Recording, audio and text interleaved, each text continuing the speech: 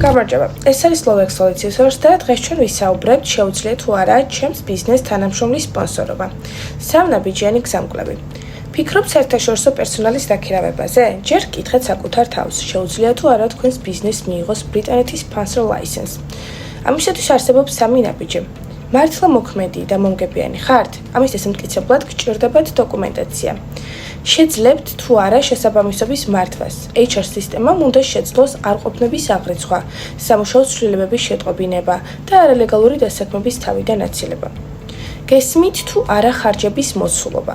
ლიცენზიის საფასური, immigration skilled charge, იურიდიული ხარჯები და ყველაფერი საბოლოოდ ჯამდება. გსურთ შეამოწმოთ აკმაყოფილებთ თუ არა თქვენი კომპანია მოთხოვნებს? ამისათვის დააჭირეთ ქვემოთ მოცემულ ბმულს და გადახედეთ ჩვენ sponsor license readiness forms. იგი მოგცემთ კი ან არა შეფასება 3 წუთში. ჩვენ გადავხედავთ მას და თუ მზად ხართ, თქვენს ლიცენზიას განაცხადს დაუყოვნებლივ დავიწყებთ შეფერხებების გარეშე. ჩვენი გამოცილი იურისტები მზად არიან თქვენს დასახმარებლად.